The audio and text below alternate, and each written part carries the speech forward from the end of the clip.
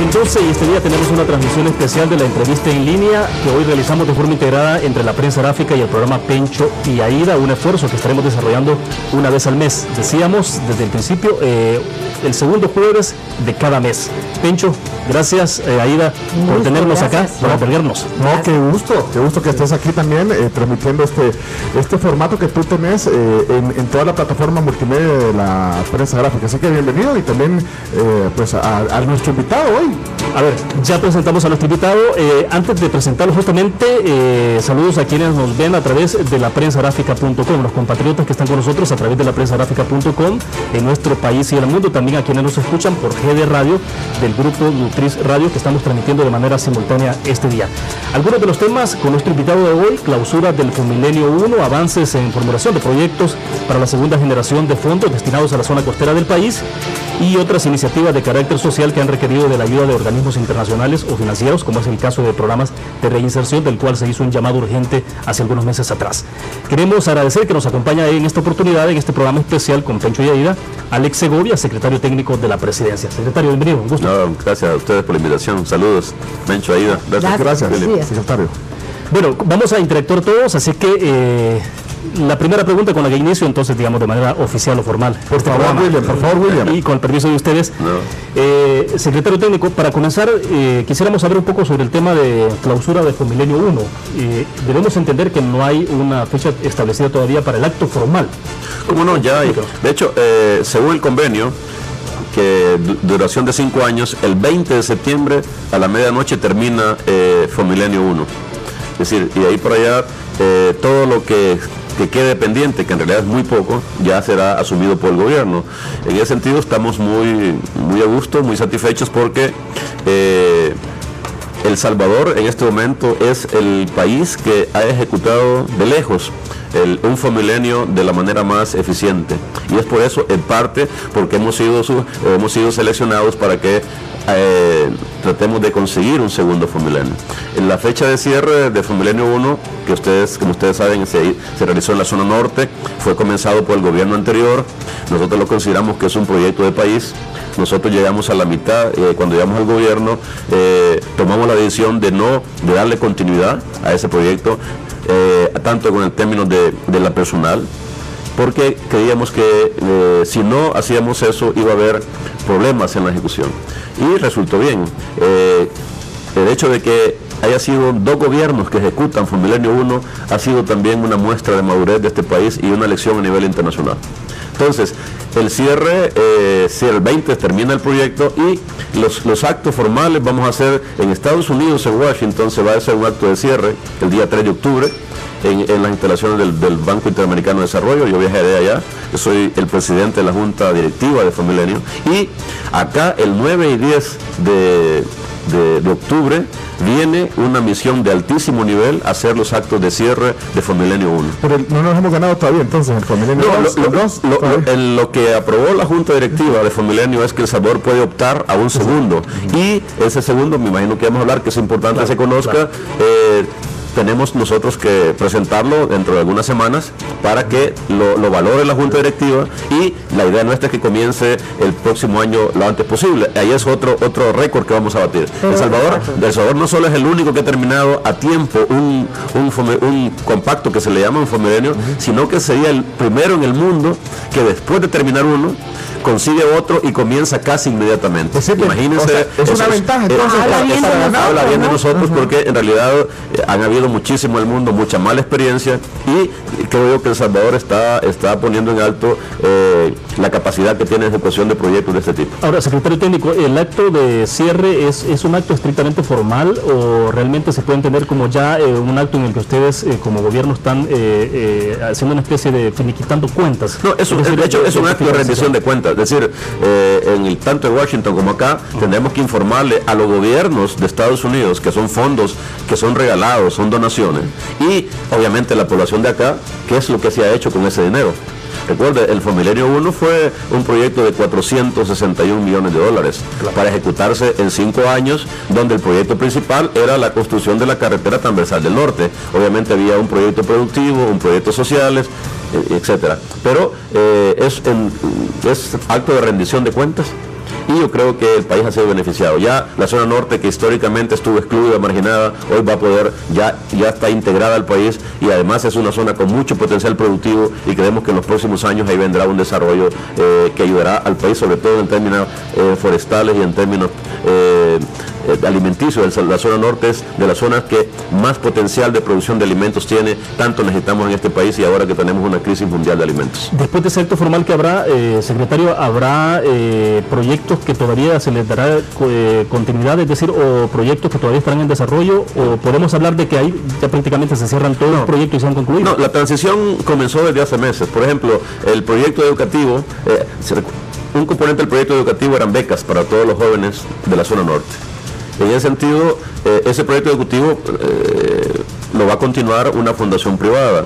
Proyectos productivos lo van a continuar organización del gobierno, institución del gobierno. Y la carretera, que van a faltar debido al invierno y a problemas en esas zonas muy complicados, deslizamientos y algunos atrasos, van a faltar pequeños tramos que los va a asumir el gobierno. ¿Pero hay fondos para eso todavía? Sí, porque ya había una contingencia. Parte del convenio era que ya no, el 20 de septiembre ya no se puede, ya recursos de MSC ya no existen. Pero nosotros habíamos tenido un plan de contingencia porque sabíamos que iban a faltar algunos proyectos, y ya tenemos los recursos y ya tenemos toda la instalación, la institucionalidad para hacerlo. Por lo tanto, no va a haber ningún problema de transición. Es que nosotros estábamos muy atentos a esto, porque si no se terminaba bien Fomilenio 1, ni siquiera podemos optar a un Fomilenio 2. No, por lo tanto, para nosotros era fundamental, y desde el mismo inicio el presidente Funes me dio la instrucción de que este era un proyecto estratégico del país y que nosotros deberíamos de conseguir un Fomilenio 2, y esa meta ya la logramos. Ahora, el otro reto que tenemos es que ese segundo convenio comience lo antes posible el próximo año. Claro, hay cosas que no dependen de uno. Una vez que lo presenta a Estados Unidos hay que valorarlo, claro, tiene que aprobar el Congreso allá, pero de nuestra parte estamos haciendo bien la tarea. Pero bien, antes de que pasemos al Fomilenio 2, a la segunda generación de fondos, entonces estamos hablando, para reiterar, es un acto formal, pero también de ustedes de rendición de cuentas, claro. y decía que hay proyectos que todavía van a continuar, pero que es con recursos propios. Sí. Eso en ningún momento implica la posibilidad de que puedan haber reparos, ¿no? No, es que es parte de los convenios. En el convenio original, el gobierno se comprometió a darle continuidad a los programas. Es que imagínense, por ejemplo, termina la carretera transversal del norte, ¿quién le da mantenimiento? Obviamente es el gobierno salvadoreño. Claro. Y por eso es que, ahí usted recuerda, hace poco hubo una reforma que los diputados, les agradecemos mucho, y diputadas aprobaron de Fovial. Porque ¿a través de qué se le va a dar mantenimiento a la carretera? A través de Fovial, y Fovial estaba en crisis. Por eso es que, como compromiso, entonces ya los convenios contemplaban la transición. A eso quiero referirme, y por lo tanto no tenemos problemas en ese sentido. Bueno, perfecto. Nos está indicando que vamos a hacer una primera pausa comercial. Regresamos para terminar de votar el tema de Fomilenio 1 y hablar entonces de la segunda generación de fondos, de lo que nos anticipaba. Vamos a una pequeña pausa. Volvemos. Gracias.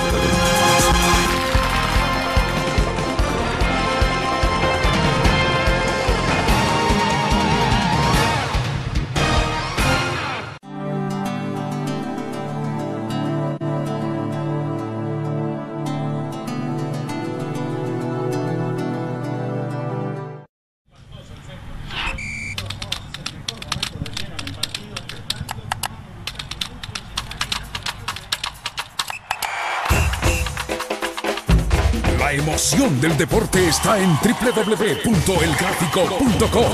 Ingresa al nuevo escenario deportivo y descubrí toda la pasión del deporte.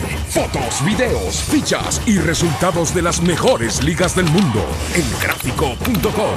Conectados por deporte. Los primeros 100 días de trabajo de la Alcaldía de Ilopango hacen la diferencia. Nuestra ciudad ha iniciado con obras y megaproyectos de mitigación, limpieza, restauración de la ciudad y desarrollo social.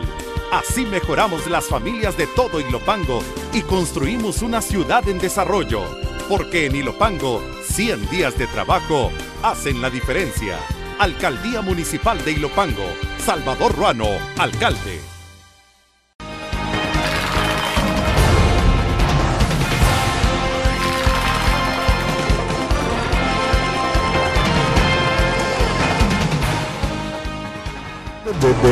el estudio Pencho de Aida.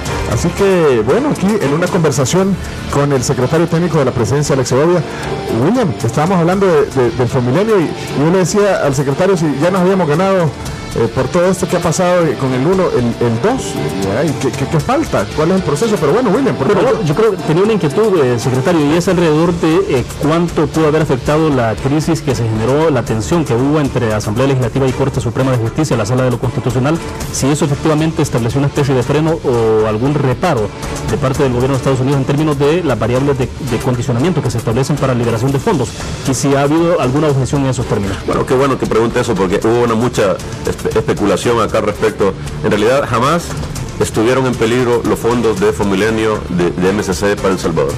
De hecho, el proyecto Fomilenio 1 continuó. Nosotros continuamos a nivel técnico trabajando con Fomilenio 2 y nunca, y esto es importante decirlo, hubo una amenaza del gobierno de Estados Unidos de que podía cortar los fondos por eso. Lo que expresaron fue preocupación, obviamente.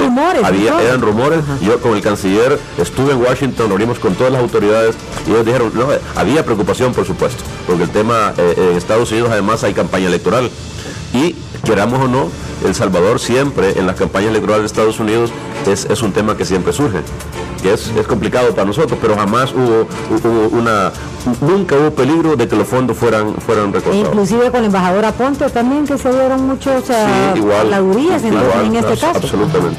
De hecho, tal es así de que ahora estamos cerrando totalmente bien Fomilenio 1. El Fomilenio 2 todavía no hay fondos, estamos preparando el proyecto, por lo tanto nunca hubo ese problema. Pero bueno, ahora viene entonces la segunda generación de fondos y eso, ustedes tienen que presentar proyectos y presentar carpetas. Mire, un segundo compacto es más difícil para los países porque por los pocos recursos que tiene Estados Unidos hay que argumentar bien por qué a un país se le dan 2 veces una donación. Y en ese sentido nosotros tenemos un asocio como Estados Unidos, somos aliados estratégicos y eso más la eficiencia del programa 1 sirvió para que nos califiquen para que podamos optar. ¿Cuáles son los pasos? Estamos preparando una propuesta de un segundo compacto. Hemos decidido y hemos tenido un gran apoyo nacional de que un segundo Fomilenio vaya al desarrollo de la zona costera marina. Por zona costera marina entendemos desde las faldas de los volcanes hasta la playa, incluido el mar, porque no dicen unos que solo es la playa, no, es desde las faldas de los volcanes. Estamos incluyendo 75 municipios. ¿Y por qué la zona costera? Una razón bien sencilla. Porque la zona costera tiene nuestras principales riquezas, es la joya de la corona. Ahí están nuestros principales activos, puertos, aeropuertos, tenemos el 51% de las tierras mejores de este país, tenemos una posibilidad de desarrollo de turismo, de desarrollos energéticos, de agroindustria y por lo tanto este Fomilenio 2 va a ser distinto, hay que decirlo, a Fomilenio 1. Aquí, como este está vinculado al asocio por el crecimiento, donde el objetivo es crecer, el Fomilenio 2, el objetivo estratégico, además de avanzar en lo social, es promover la inversión privada y por lo tanto la zona costera es la ideal para eso. Pero no se van a desligar del Fomilenio 1 del todo, ¿no? Son proyectos distintos, son proyectos independientes. En ese sentido, la apuesta al Fomilenio 2 es la inversión privada, aumentar la inversión privada nacional e internacional, por supuesto, y beneficiar a toda en la zona costera vive más o menos el 25% de la población de El Salvador, la mayoría es en pobreza, que es paradójico, son de las paradojas de este país. La zona más rica del país es la zona, hoy que hemos hecho los estudios sociales, de la zona más pobre. Imagínense, le doy un dato, en la zona costera el nivel de alfabetismo es mayor que el resto del promedio nacional. El nivel de educación es menor que el resto del promedio nacional y uno dice, ¿cómo es posible que en el lugar donde hay muchísimas riquezas haya más pobreza junta? Esos son los contrastes del desarrollo histórico de este país. Por eso, entonces, la combinación de potencialidades productivas más la combinación con mucha pobreza y exclusión, lo que dijo, bueno, esta es la zona donde debemos desarrollar el segundo Fomilenio. Secretario, Estados Unidos tiene los fondos. Ustedes lo que tienen que hacer es competir con programas específicos, pero ¿influye Estados Unidos en esa parte de...? Absolutamente. ¿De qué manera? Es decir, pero la propuesta ustedes la elaboran. La propuesta, en este caso, para acelerar, nosotros la elaboramos, es El Salvador que presenta la propuesta a MSC. MSC la valora y la Junta Directiva la aprueba. La Junta Directiva de Estados Unidos no solo es del gobierno de Estados Unidos, sino que hay gente independiente en Estados Unidos. Además va al Congreso a aprobación y el Congreso aprueba para cada año fondos para MSC. Entonces es un proceso complicado desde el punto de vista presupuestario de Estados Unidos, pero nosotros nuestra tarea ¿cuál es? Presentar una propuesta sólida que lleve un consenso nacional alrededor de un segundo compacto. Y estamos contentos. Ya El Salvador, imagínense, había batido otro récord. Habíamos hecho la consulta ciudadana más grande con Fomilenio 1, se habían consultado 2.000 personas. Hoy en Fomilenio 2 hemos consultado más de 2.500 personas en Estados Unidos acá, y hemos hecho una cosa que nunca se ha hecho en MSC, hacer una consulta con inversionistas sobre cuáles son sus expectativas, sus preocupaciones, sus iniciativas de inversión en la zona costera. Por lo tanto, este proyecto segundo queremos que tenga un impacto nacional, porque al igual que el primero, va a ser desarrollado por dos gobiernos. Este gobierno que termina en 2014 y el próximo, de hecho, el próximo gobierno será el más beneficiado del país, porque es ahí donde se desarrolla todo el proyecto. Pero por eso creo yo que tenemos que dejar a un lado lo que llamamos las mezquindades partidarias y la visión electoral, y hacerle una apuesta de país a esto. Y por eso van a hacer más publicidad para que vean que ustedes hacer una apuesta de país. Yo creo que hay un tema, este es un caso típico de proyecto de país. Es tan importante, yo estoy convencido de que este proyecto, más otras iniciativas que tenemos para la zona costera, sin duda alguna, en la próxima década, la zona costera de El Salvador será uno de los pilares del desarrollo de este país. Ahora, en términos de los calendarios establecidos, ¿cuándo tienen que hacer ustedes la propuesta? ¿Entregar ya esas propuestas formales? Estamos trabajando... ¿No están desfasados? Día y noche, no. De hecho, nosotros en octubre tenemos que presentarle a Estados Unidos la propuesta formal. ¿Y el licenciado Quiroz siempre va a estar al frente? No, porque esta en realidad no tiene nada que ver el uno con el dos. Ajá. Lo que sí hemos dicho es que, obviamente por racionalidad económica, el personal administrativo, el que ya conoce los procedimientos, ese lo vamos a mantener. Ajá. Pero el puesto de director ejecutivo es un puesto donde más bien que tiene que ver más con criterios políticos, técnicos. Pero ustedes se sintieron cómodos, digamos, trabajando con José Ángel Quiroz. Absolutamente. Por eso dije, una decisión que tomamos fue mantener la dirección y mantener la junta directiva, y tuvo buenos resultados. ¿Ya tienen lista o candidatos? En ese mismo sentido, todavía estamos más bien en la fase de formulación del proyecto y todavía no pensando en ese tema. Pero en esa misma dirección uno pensaría que José Ángel Quiroz ha hecho buen trabajo, ¿o no?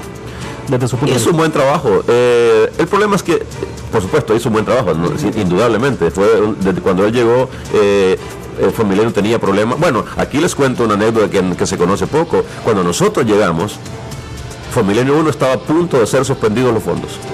¿Por qué razón? Porque había un retraso descomunal en el proyecto de la carretera. Y, siguiendo instrucciones del presidente, dijo, no podemos darnos el lujo de que este proyecto entre en crisis. Y a través de convenios con FIDL, con Héctor Silva, en la parte de infraestructura social, con Gerson Martínez, hicimos una estrategia junto con MSC para salvar Fomilenio 1. Es decir, no es que haya una persona la que sea aquí no hay, esto es un trabajo de equipo, y hay que decirlo, corregimos una cosa que en Fomilenio 1 para Fomilenio 2 no va a existir.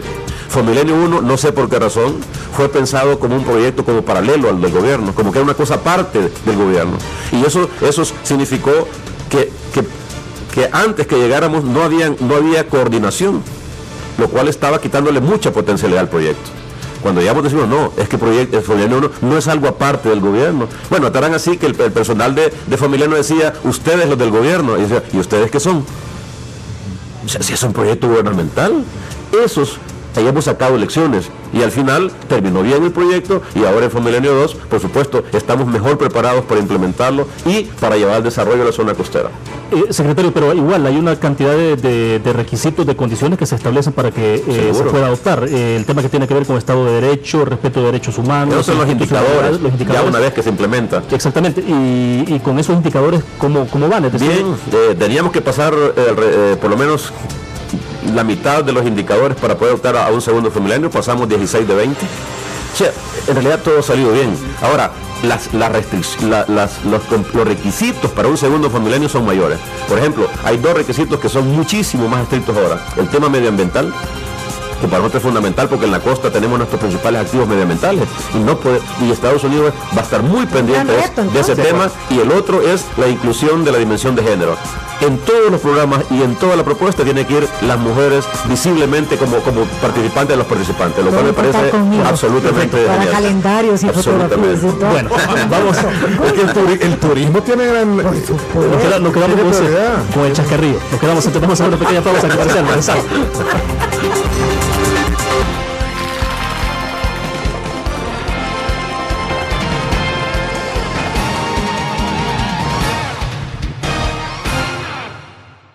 Los primeros 100 días de trabajo de la Alcaldía de Ilopango hacen la diferencia. Con los proyectos y obras de bacheo, recarpeteo y mejoramiento de redes viales, se han beneficiado a más de 45,000 ciudadanos. Desde hace muchos meses y años había un abandono de la red vial, y muchas gracias porque en menos de pocos meses nos están dando respuesta. 100 días de trabajo hacen la diferencia. Alcaldía Municipal de Ilopango. Salvador Ruano, alcalde. Tu periódico es dinero, porque ahora puedes pagar con la prensa gráfica.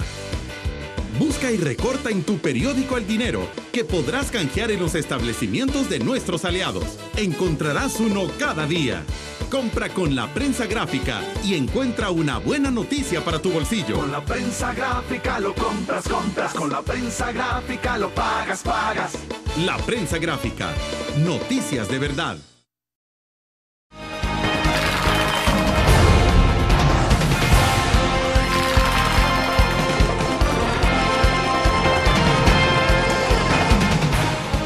Los estudios de Poncho Día a través de Fuego 107.7. Bueno, hemos tenido ya interesante información, primicias creo yo. La fecha, hablamos con el secretario técnico fuera de cámara, la fecha no se había anunciado, ¿no? Secretario, la fecha de cuándo se hacía el tema de rendición de cuentas de Fomeleno 1, ¿no? Sí. Son datos nuevos. Pero bueno, hay otros temas interesantes. Yo quisiera preguntarle al secretario técnico hoy, Alex Segovia, que está con nosotros aquí en nuestro estudio, acerca de su labor, de su trabajo.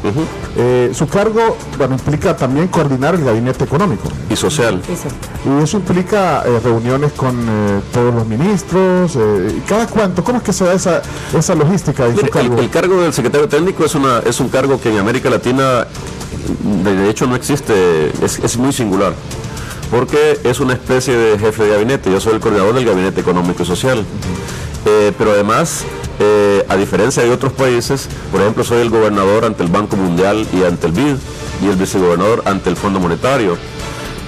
Además, soy el presidente de la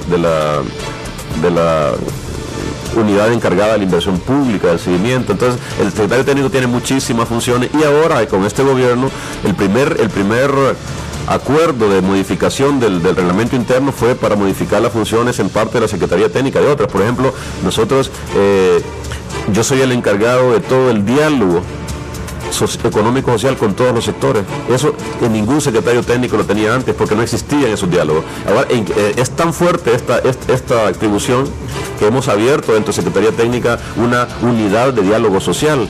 Porque este gobierno ha abierto, yo en un momento llegué a manejar 10 mesas de diálogo con todos los sectores, dialogando sobre cómo construir políticas públicas en este país. Pero hacia adentro, por ejemplo, ¿cómo es la logística, la mecánica hacia adentro tenemos reuniones periódicas del gabinete, tenemos gabinete económico, tenemos gabinete social, y tenemos, por ejemplo, esta semana, hace 2 días tuvimos lo que hemos llamado una reunión del gabinete económico social ampliado, que es no solo el gabinete económico social, sino que invitamos a los presidentes de autónomas y de instituciones descentralizadas. ¿Y para qué sirve eso? Obviamente para ver los lineamientos, cómo va la gestión del gobierno, para socializar información, para analizar problemas coyunturales. Por ejemplo, cuando hay temas urgentes, tenemos reuniones extraordinarias. Por ejemplo, hemos hecho 2 reuniones para ver el tema de la sequía en Oriente.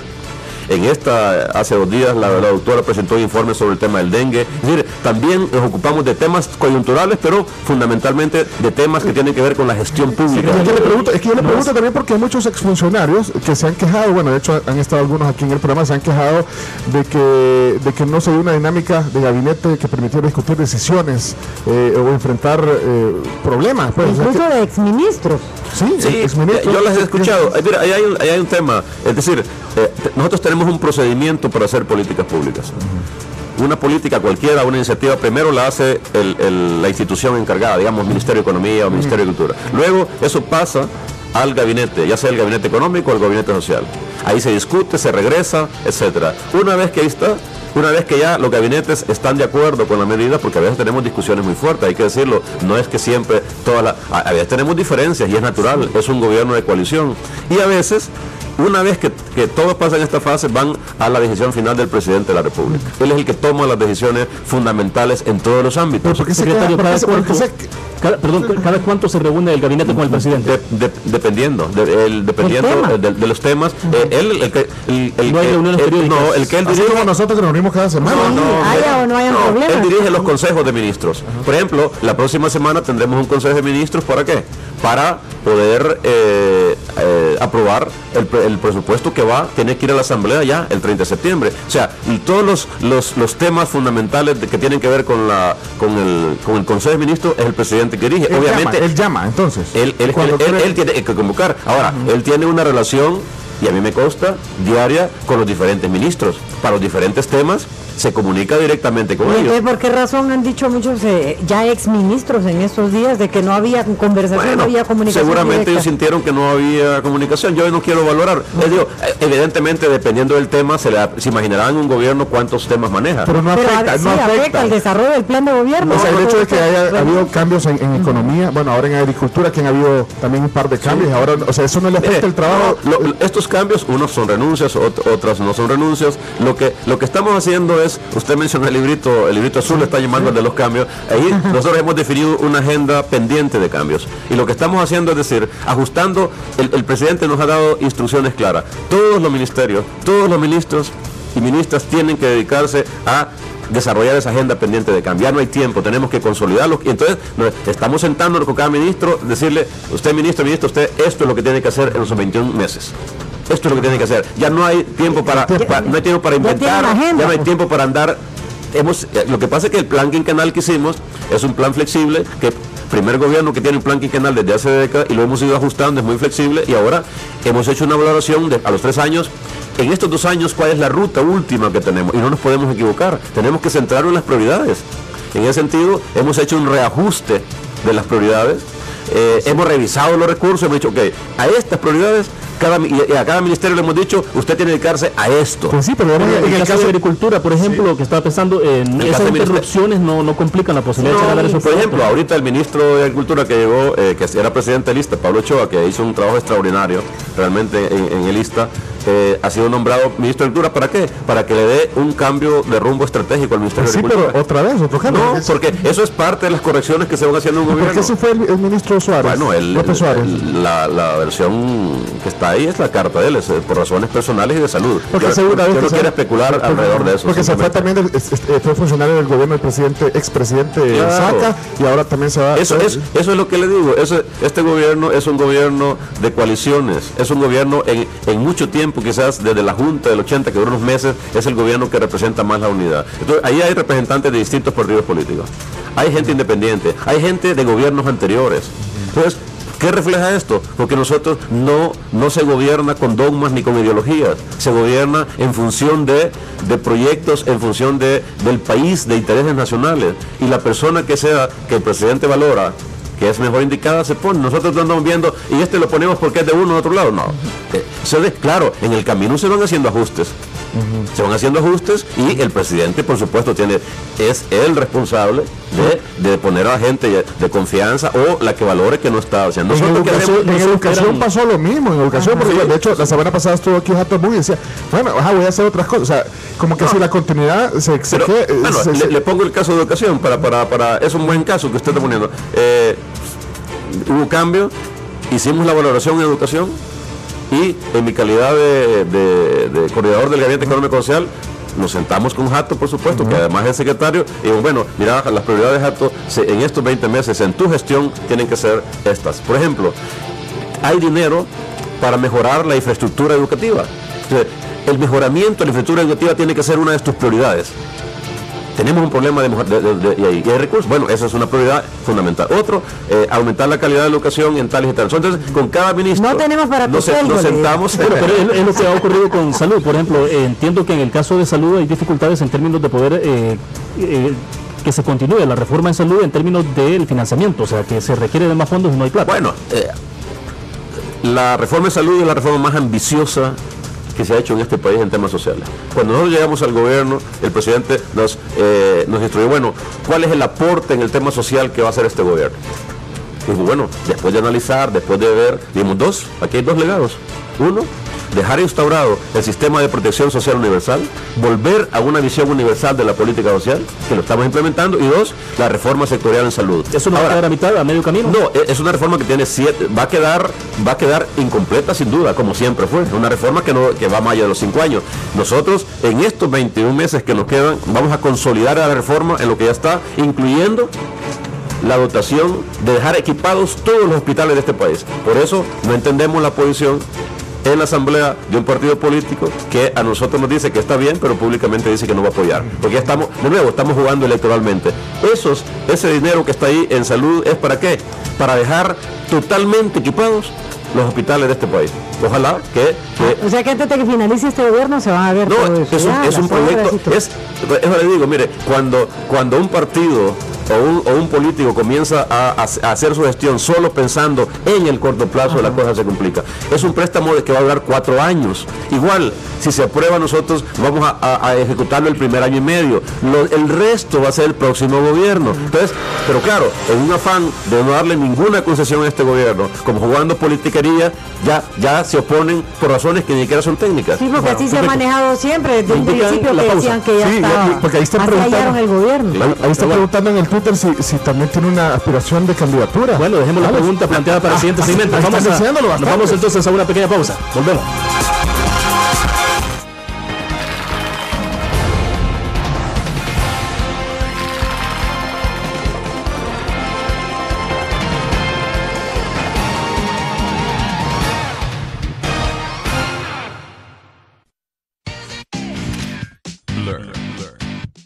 La revista más innovadora y moderna de todos los tiempos. Única en su estilo, creativa. Un espacio exclusivo y reservado de entretenimiento y diversión, llevada al máximo. Blur. Time Out, Movie. Lo mejor de la cartelera. Art. Shopping. La guía de la moda. Go. Viajes cortos fuera de la ciudad. Blur. Tu periódico es dinero, porque ahora puedes pagar con la prensa gráfica. Busca y recorta en tu periódico el dinero que podrás canjear en los establecimientos de nuestros aliados.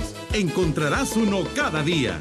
Compra con la prensa gráfica y encuentra una buena noticia para tu bolsillo. Con la prensa gráfica lo compras. Con la prensa gráfica lo pagas. La prensa gráfica. Noticias de verdad.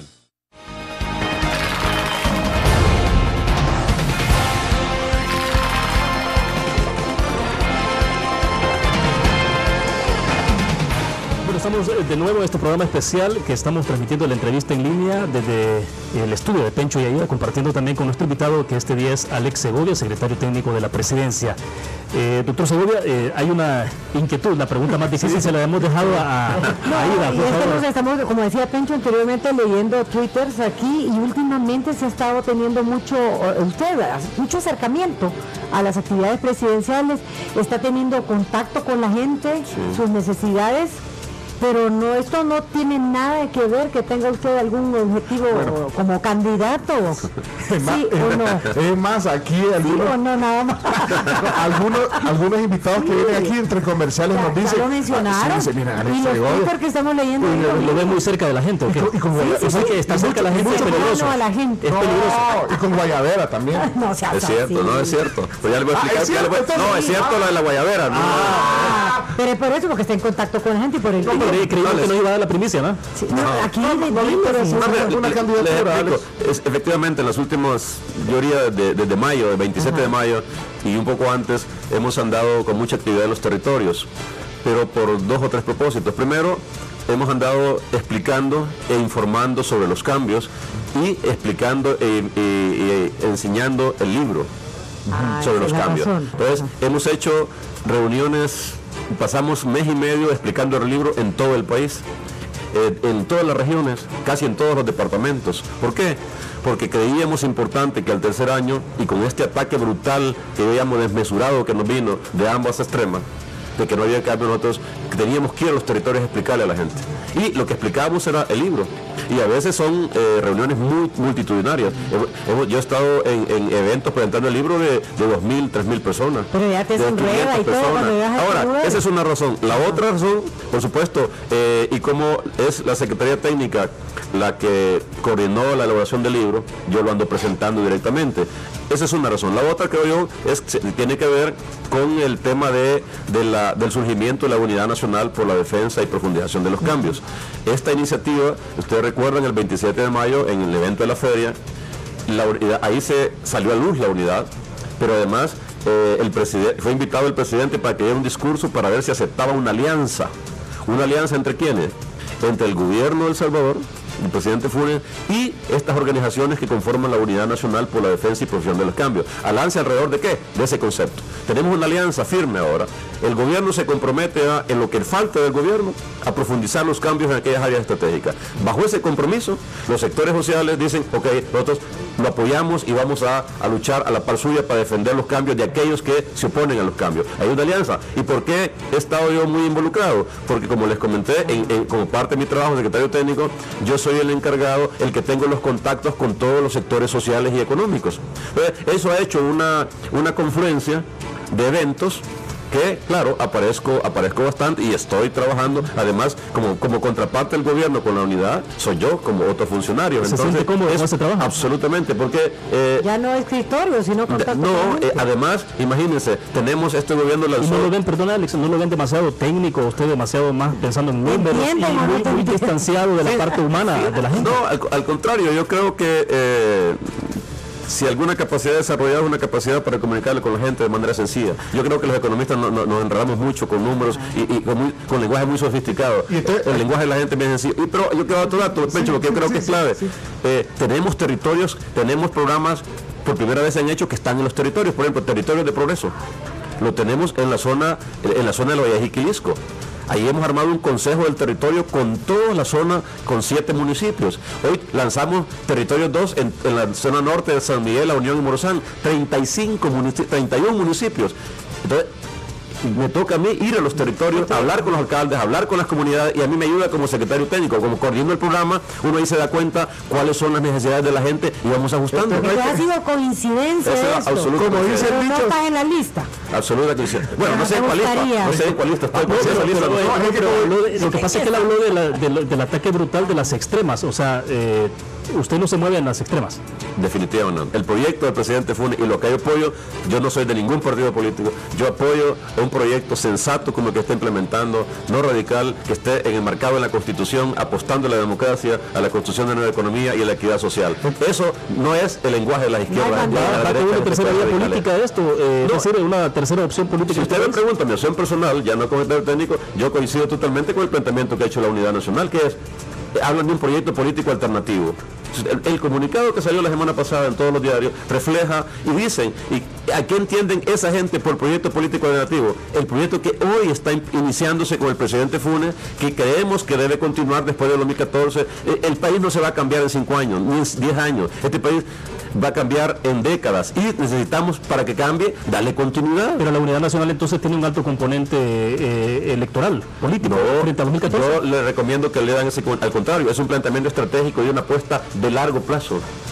Obviamente, si estamos en un ciclo electoral, donde ya dijimos que hay 4 elecciones en los próximos 5 años, se imaginarán pero que las cosas se tratan hay que confundirlas, pero hay que distinguir a los que nos escuchan y a los que nos ven, hay que distinguir entre proceso político y proceso electoral. Estos se juntan algunas veces. pero el proceso político va más allá de un tema electoral. Aquí aplica el dicho aquel que dice no hagas cosas buenas que parezcan candidatables. Entonces, no, lo que pasa es que es una coyuntura interesante, por supuesto.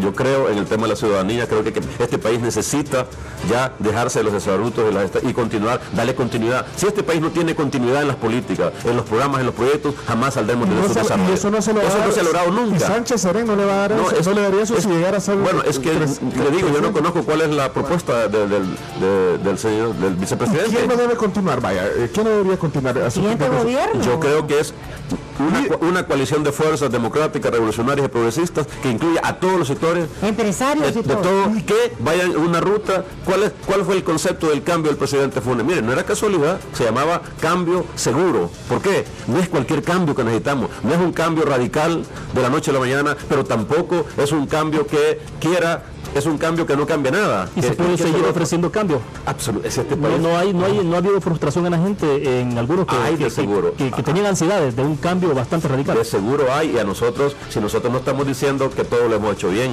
lo que estamos diciendo es que con sus luces y sus sombras, el país desde 2009 inició un proceso de cambio que debe continuar para darle sostenibilidad y que podamos ver los resultados de mediano plazo.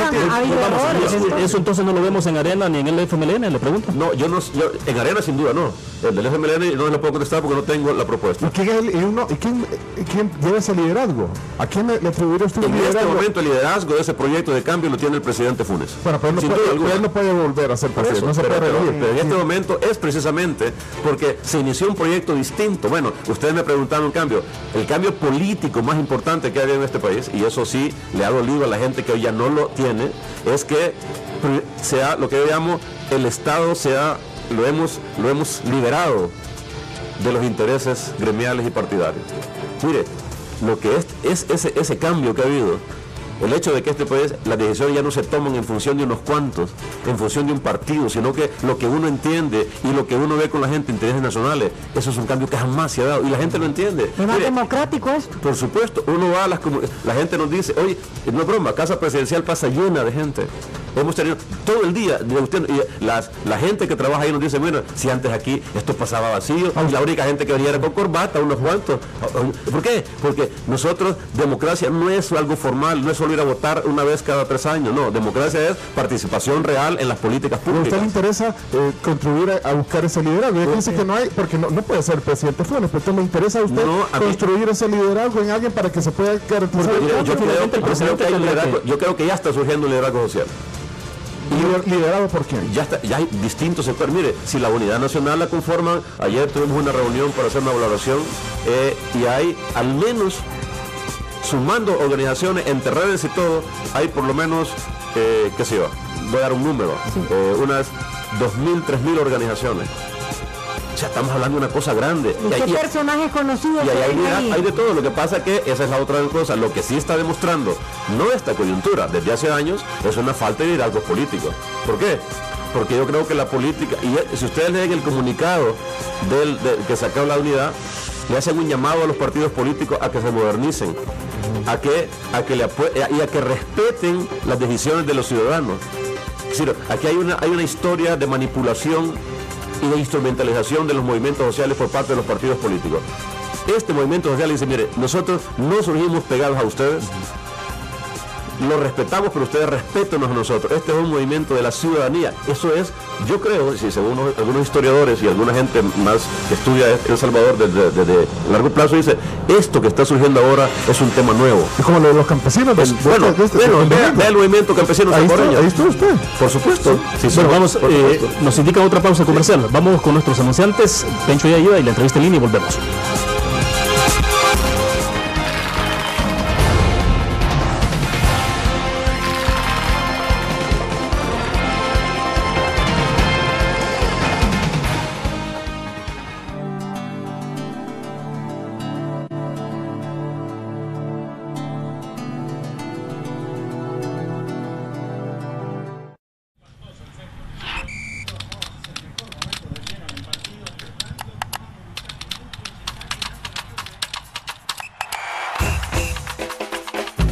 La emoción del deporte está en www.elgráfico.com. Ingresa al nuevo escenario deportivo y descubrí toda la pasión del deporte. Fotos, videos, fichas y resultados de las mejores ligas del mundo. Elgráfico.com. Conectados por deporte. Los primeros 100 días de trabajo de la Alcaldía de Ilopango hacen la diferencia. Nuestra ciudad ha iniciado con obras y megaproyectos de mitigación, limpieza, restauración de la ciudad y desarrollo social.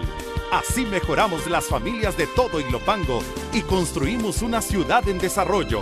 Porque en Ilopango, 100 días de trabajo hacen la diferencia. Alcaldía Municipal de Ilopango. Salvador Ruano, alcalde.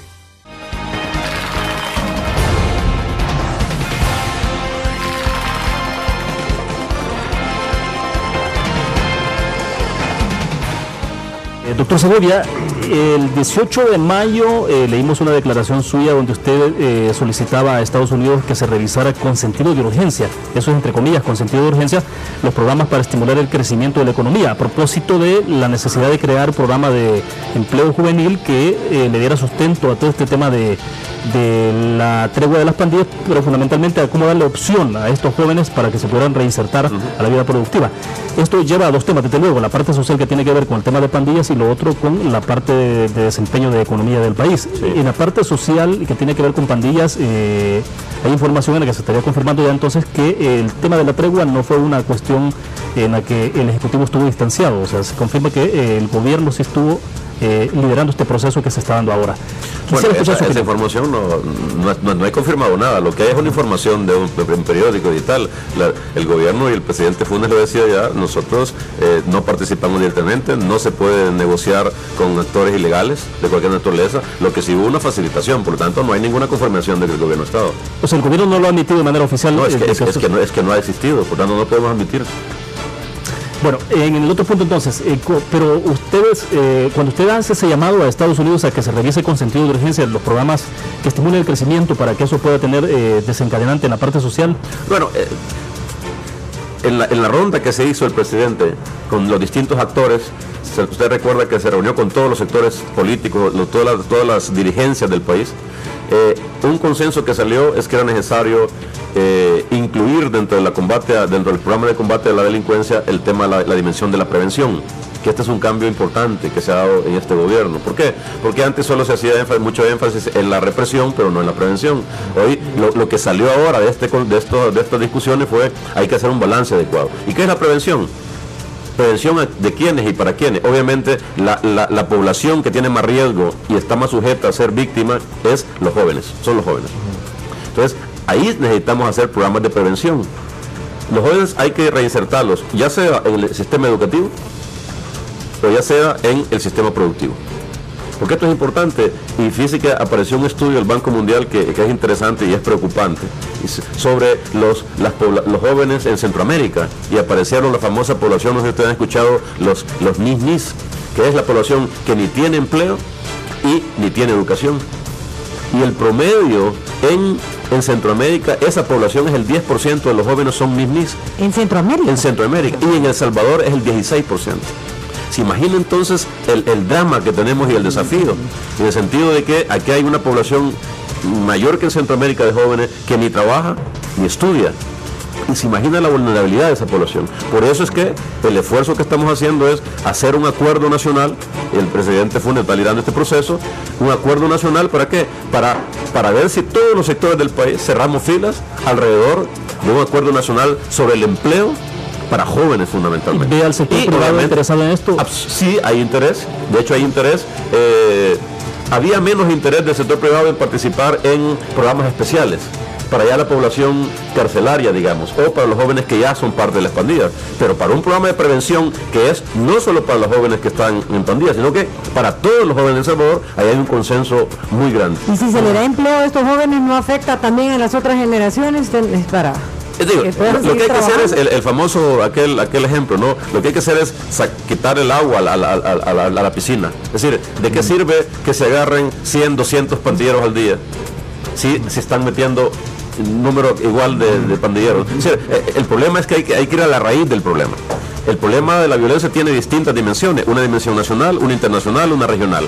Entonces, la dimensión estructural, el tema de la falta de oportunidades para los jóvenes es clave. Pero ¿y cómo van a hacer con el ingreso también de gente de pandillas y todo que vienen de fuera para que no esté contaminando? Ahí es la responsabilidad de la comunidad internacional. Ya el año pasado en la reunión de Guatemala regional que hubo, quedó claro, y Centroamérica creo que es una posición muy firme y buena, de decir, miren, dejen de pensar que el problema del crimen en las pandillas es un problema de Centroamérica, si en cierto modo es un problema importado.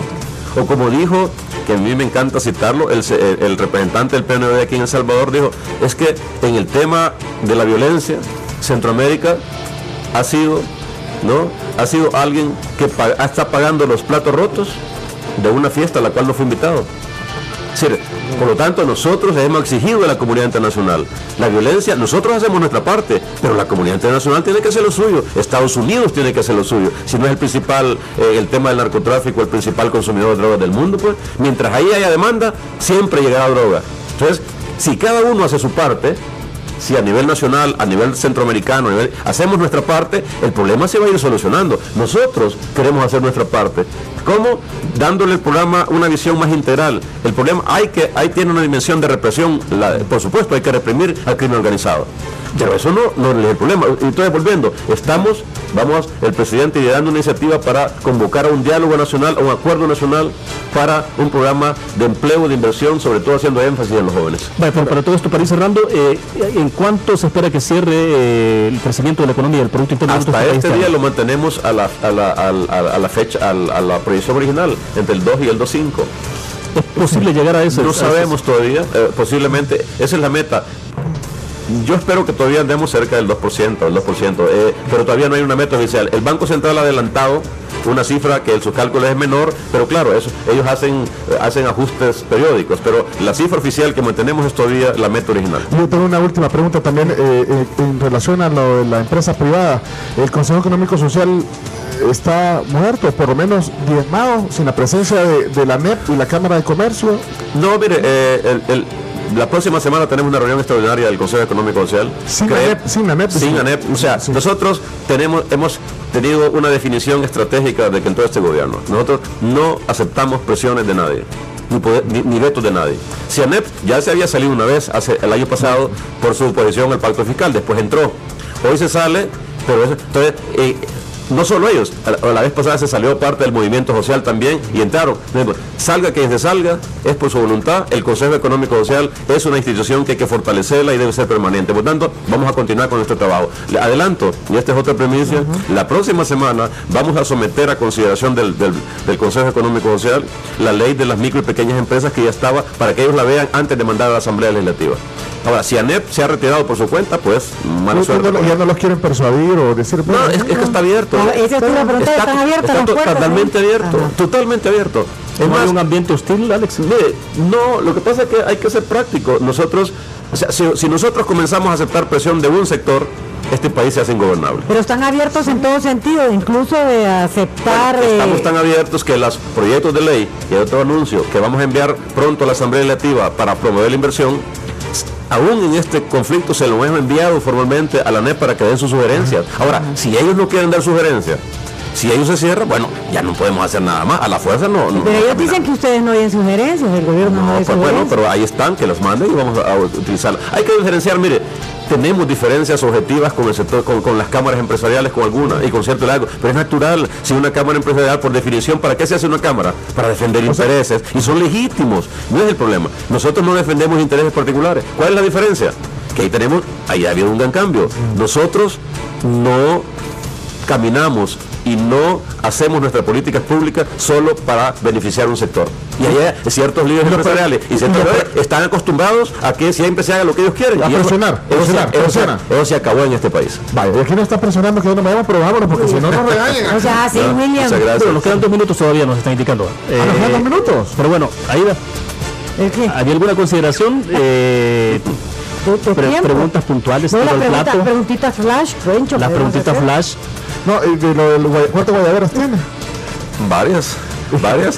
No, le cuento. Ayer, en realidad, el presidente Funes ha instaurado también, obviamente, una nueva moda, en el sentido de decir, también las guayaberas sirven como trajes oficiales como en otros países. O sea que es la moda del gobierno. No es la moda, porque en realidad no es el todo el mundo. Y yo por supuesto, si anda en el territorio, imagínese andar con saco en la zona costera, se ahoga uno y se muere el calor. Entonces por eso hay que utilizar ropa más. Pero puede llevar que no sea guayabera necesariamente. No, claro, pero ¿qué otro tipo de ropa si es la más fresca que puede haber? ¿Y cuántas tiene entonces, Alex? No sé, varias. Pero manga corta, por cierto, todas a mí, la manga larga no. Es que el presidente es manga larga. No me gusta, pero igual, es una cosa que es natural. Bueno, usted va a Honduras, usted va a Nicaragua, a México mismo. Los actos oficiales son guayaberas.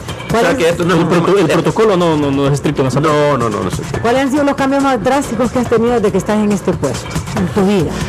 En mi vida, no, yo creo que es el baño en realidad que uno se da. El ejercicio, como yo digo, en mis otras vidas he hecho análisis, he hecho políticas públicas, he hecho programas, pero desde la academia. Otra cosa es estar en el gobierno ejerciendo, y uno aprende bastante. Uno que en las políticas públicas del gobierno uno no hace lo que quiere, sino que lo que se puede, y que lo que se puede generalmente se hace con alianzas y con ayuda de otros. El gobierno solo, un funcionario público solo, aislado, no hace lo que tiene que hacer. Hay que buscar el apoyo de los demás sectores. ¿Le gustan los medios de comunicación?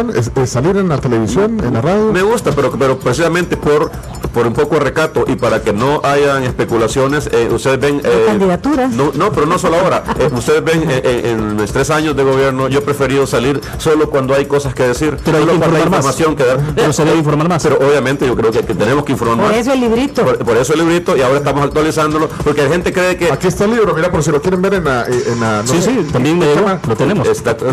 Yo creo que nosotros, ojalá que se haga un debate sobre ese libro, porque ahí se dicen cosas que por primera vez se han dicho de estrategia, de cambio, y ojalá que los sectores, hoy que estamos en tiempo electoral, ahí hay una propuesta de cambio, hay una visión de cambio, hay un proyecto de cambio, y ojalá que se discuta. ¿Cómo se consigue este libro? Bueno, para los que manejan las redes, está colgado en la página de la Presidencia de la República, está en digital, por supuesto. Digital y físico, desde luego, entonces. Y está en físico, sí, así es. Bueno, se nos agotó el tiempo, entonces, secretario técnico, le agradecemos que haya compartido en este programa especial que decíamos desde el principio, lo vamos a estar haciendo el segundo jueves de cada mes. Gracias. A ustedes, gracias, y un provecho. Muchísimas gracias por venir, que se repita, por favor, no cada porque 2 años, no, si todavía dentro de 2 años todavía están. No, hombre, ya no, se quedan 20, 18 meses, ¿cuánto queda? Como empezó la campaña, yo no sé cuando termina. Bueno, se nos fue el tiempo, gracias Pencho, gracias Aida. A ustedes. Bueno, gracias a quienes nos acompañan a través de la prensagráfica.com, nos han escuchado en Pencho y Ayo, también en G Radio del grupo Dutriz. Nos vamos a ver mañana, muy gentiles, y el segundo jueves entonces de cada mes estaremos compartiendo acá en este programa especial. Gracias a ustedes.